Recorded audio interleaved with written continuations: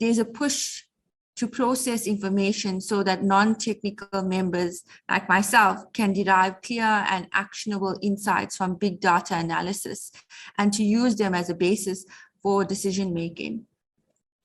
So I hand you now over to Sibusiso, who will present to us his slides about the topic Humanizing Data, Scorecards for Sustainable Development Goals. Thank you, Sibusiso. You can go ahead. Good morning, Nazrana, and good morning to everyone. Thank you so much for having me. So what I will do is present the slides, but these will be just excerpts for discussion later, so that you also see what they actually look like. Just see. So Afrobarometer measures progress on 12 of the 17 SDGs. So we measure questions around poverty levels, around hunger, good health and well-being, quality education, gender equality, clean water and sanitation, to affordable energy, economics, all the way to peace, justice, and strong institutions. Do note that it's only 12 and not 17, all 17. This is also due to the fact that we have to, when we're doing our surveys, the questions we focus on are focused around democracy and governance and some other special topics. So we can't give full information on the SDGs as such, but the majority at least. And how we've structured it, at least the concept behind the SDGs and Afrobarometer data is taking, for example, a goal like peace, justice, and strong institutions and saying, if we're to promote, how do we evaluate what people on the ground are actually thinking about this? How do they see peace and inclusive societies? So we then match the SDG to the questions we ask in our surveys. So for example, our target or indicator here for 16.1 would be significantly reduce all forms of violence and related death rates everywhere. Our Afrobarometer indicator would be questions around tolerance for political violence, tolerance for violence against spouses and children, fear and experience of violence in different social and political contexts. So we try as much as possible to closely match the components of the SDGs. And in this way, you're able to get a picture about what actually people on the ground are asking. So one of the things when we do the surveys we do random surveys in different countries across the continent. So far this year, I think our target is about 40 countries, which would represent about 80% of the population of the continent. And this is quite key because generally you get surveys and polls talking about what the government has to say and other experts and so on. And so when I say we do random surveys, we go on the ground. So if, let's say, I have to go to Priska in remote parts of the Northern Cape, we tend to do that too. So also we balance the data in terms of a nationally representative sample. So if it's 60% rural, that sample should reflect 60% rural so that you show a fair picture. The other thing is as well, these surveys take place, so we collect the data using tablets. And so when we input the data, we know where our field workers are. We know when the question has been completed, etc., so that you can really prove that this has been done somewhere. And so we generate also geocoded data, and that geocoded data is actually then available only on request, because in some cases you would be able to identify the person who was interviewed. Nonetheless, I can go on about the methodology, but so when we do the scorecards, we then, like I said earlier, you align the indicator, the SDG indicator, with the Afrobarometer question. For example, another one would be good health and well-being. And so we ask questions around going without healthcare, ease of access to healthcare services, the quality. This going without question covers several other aspects, so from poverty, hunger, etc.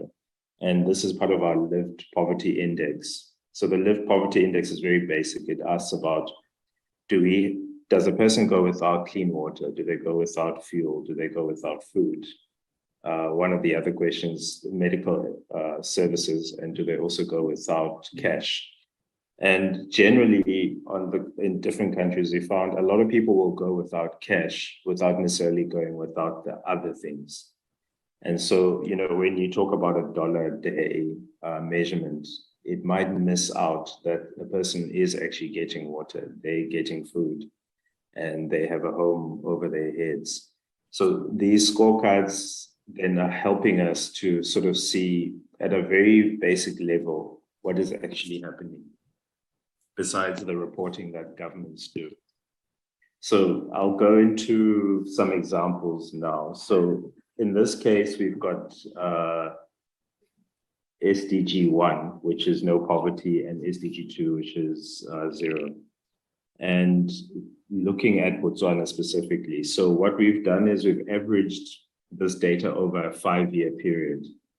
So for example, you'll see the no poverty SDG 1 for Botswana in 2008 was sitting at about almost half. And it has declined until 2017, but started to climb a little bit in 2019. So you can actually say that Botswana is doing better at reducing poverty levels. When you then look at SDG 2, it's a bit of a mixed picture. So for example, it's been pretty stable from a statistical point of view. So 52 to 56 is only a 4% difference. So not much has changed there in terms of those who are never hungry. But you also see that there's been a slight, at least half from 2014 to 2019 reduction in those who've actually experienced hunger. So there's good progress that's happening in Botswana. You also notice the dots on the scorecard come in different colors. So for example, there's been some change. So if it's orange, there's no change. If it's red, they're doing worse. And if it's blue, they've met. So for example, the question around gender equality and financial control, Botswana has met the target already for the SDGs. And they're doing pretty well on most of the others. So when the SDG period ends, Botswana looks most likely to have met most of the targets, except around climate action, around good health and well-being, reducing a gender gap in unemployment, and also the perceived corruption in police. And if you then take, for example, the scorecard, right, and then you try and compare all the different countries, you start to see a different picture emerges. So for example, on gender equality, you see countries like Cameroon, Eswatini, Gabon, Lesotho, and Mauritius, doing much better. Whereas countries like Benin to Zimbabwe and Tunisia are slightly behind, but they in the right direction. However, you have the middling and really behind countries when it comes to gender equality. So these are 31 countries that we evaluated for the SDGs, whereas we have more countries. And part of the reason is that because of COVID lockdowns, we actually had to pause our surveys, I think for about 7 months, and then we had to come back again to do the work. Again, another SDG that's quite important, SDG 8, which is around decent work and economic growth. You see there's more countries in the wrong direction, doing worse. And this has also partially got to do with how the economy has worked in a lot of countries over this period. But I'd like to highlight a country, Namibia. Namibia has already met its target. Other countries that are close to it are Cote d'Ivoire, Mauritius, Nigeria and Sudan and Zimbabwe in this case. So you'll notice that with these SDG scorecards, you start to see countries are moving sometimes in the right direction in one area and not in another, and maybe they're stable in another. And so one of the things that comes through is that not many countries are going to meet the targets that are set out at the rate that they're going. However, there are certain places, certain targets that will be met by a few countries. So there's a question then about what do we do? What interventions need to take place to make this happen? So for example, we hear SDG 9, industry, innovation, and infrastructure. Mauritius and Morocco are the ones that are sort of meeting the target, but not quite there. When it comes to climate action, so climate questions we had never asked at Afrobarometer before until our seventh round. And so we've been asking them ever since. And the question here that we utilize is, have you heard about climate change? Or haven't you heard about it? The other question is, do you think climate change is making life in your country better or worse? And generally, we found that most people know what climate change is, and most people would describe it as having more floods, more drought, and so in many ways, you realize you would think a concept like climate change might be difficult for people on the ground to understand, but they understand it very well. And in this case, you see that most countries are in the green column. So that means that the country is doing better at making people aware that climate change is actually taking place. And also, again, in terms of it affecting people's lives, you actually are seeing that come through as well. However, there are a few outliers like Burkina Faso, Ghana, Liberia, Malawi, Tunisia, Nigeria, Sudan, Tanzania, and Uganda. When it comes to SDG 16, which I would say for Afrobarometer, this is our bread and butter issue when you talk about democracy and governance. The indicator we asked here was about trust in the police, judiciary, and parliament, as well as the reduction of perceived corruption in these institutions. Here you have a very different picture. So the column is mostly red for both questions. However, again, you have countries that are moving in the right direction, like Ghana, Morocco, Mozambique, to Tanzania, in terms of increased trust in these institutions. When we look at the perceived corruption is usually high in a lot of countries across the different regions. However, in a country like Ghana to Morocco, again, Nigeria and Tanzania, the direction is moving towards improvement. So again, it's also the thing about perception as well is depends on the institution that a person is actually dealing with. So most of us will tend to deal more with the police almost on a daily basis. We'll deal with a local councillor. We'll also deal with, we much less deal with the judiciary and parliament. And so what happens on the ground on a daily basis really colors your view around what is, what about institutions broadly. So I'm going to stop here so that we can have more discussion, but you can go to our website and have a look. We've got questions on a whole lot of African public opinion. So it's afrobarometer.org. You can also utilize our online data analysis tool. So all the data we've collected from 1999 to 2021 is on there, and you can play around, etc. And the page will tell you how to work with it. Thank you. Thank you, Sibusiso. That was very insightful.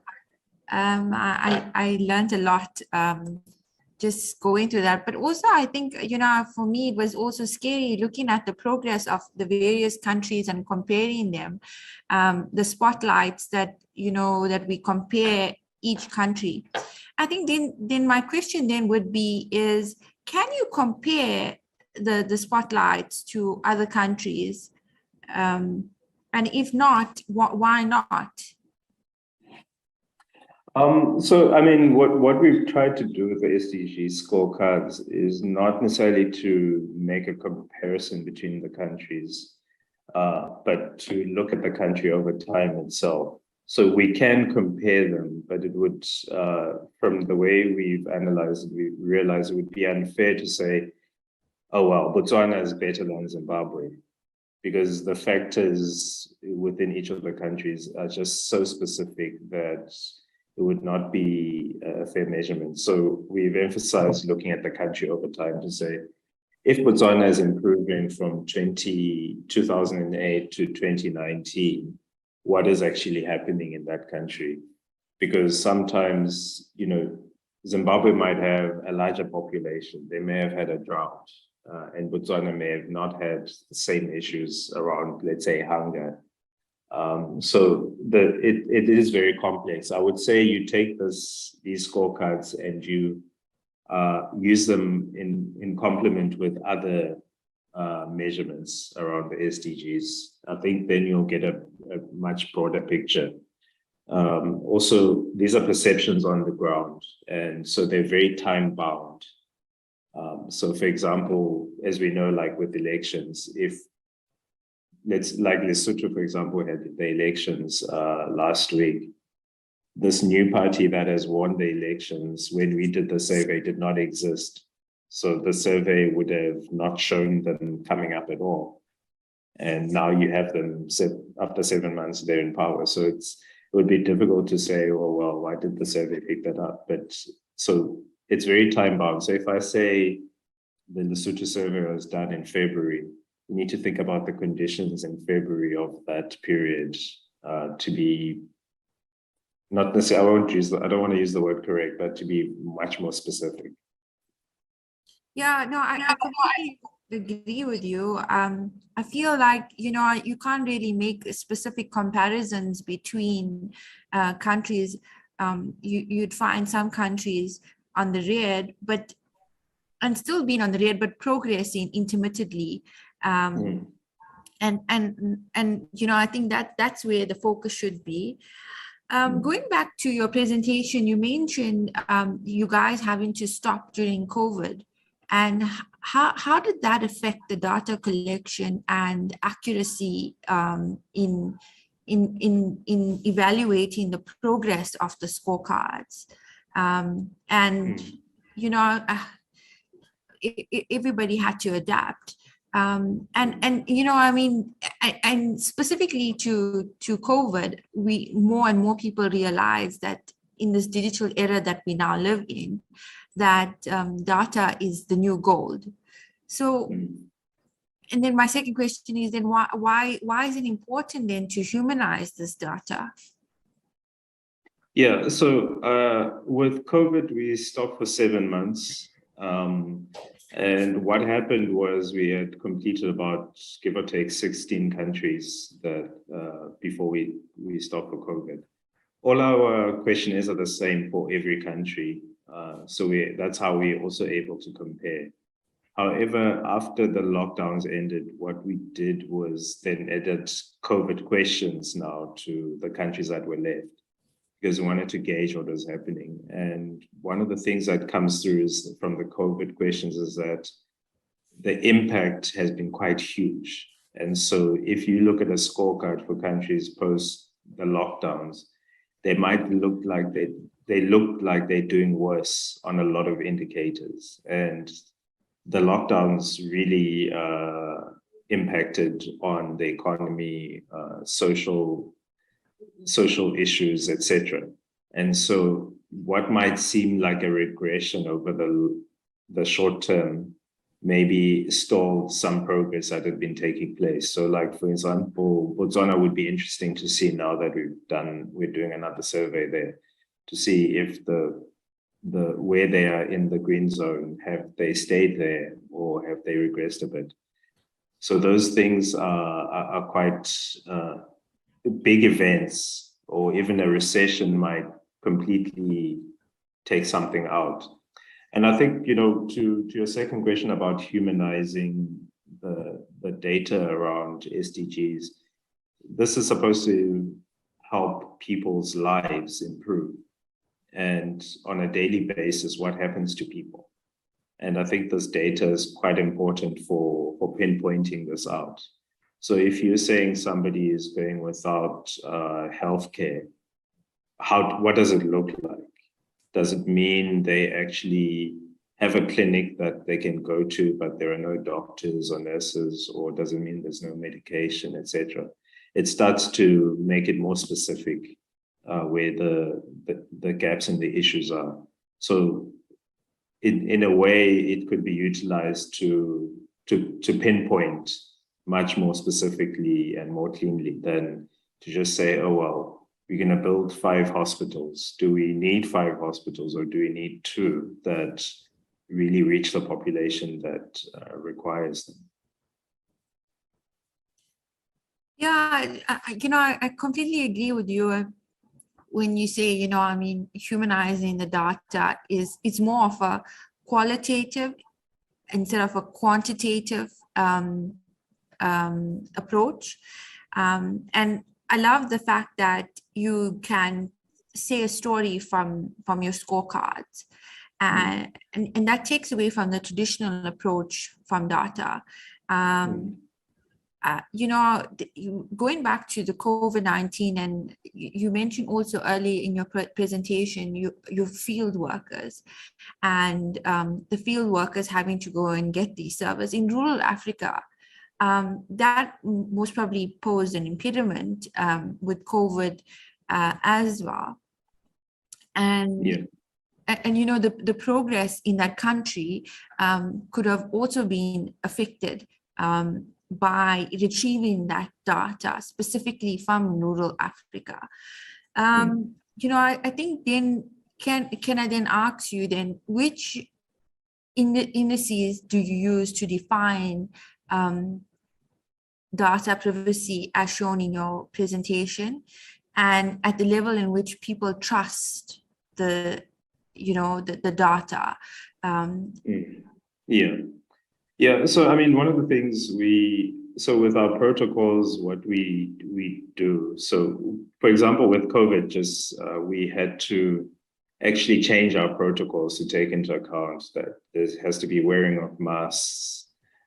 People have to wear T-shirts or whatever to say who they are. Interestingly, around who people think we are and whether they can trust us. So we actually have our field workers have to introduce themselves and say, "I am so and so. I'm from Afrobarometer, conducting this survey," and initially, and then at the end of the question, later in the questionnaire, we also have a question we use to track trust around who people think we are. So we ask them, so who do you think sent us? And generally, in most countries on the continent, people would actually say, the government sent you. Even after you've introduced yourself and said who you are. But the other part is that people are very willing to talk and to express their views. And I think that's a good sign, because, generally people only hear from politicians around election time, where they can express themselves. But for a lot of people to be able to sit down with somebody and, go through a number of questions about what's going on is also affirming in some ways that somebody is listening. And that's part of the goal for Afrobarometer, to get this information to the people who need it. So the policymakers, to civil society, etc. Yeah. Yeah, it's funny you say this because I remember reading y'all's report for SDG 16, peace, justice, and corruption for South Africa specifically, and the impact that it had to the audience and to South Africans in changing their vote, perhaps, and the perceptions that they had regarding corruption in South Africa. So we have 2 minutes to wrap up.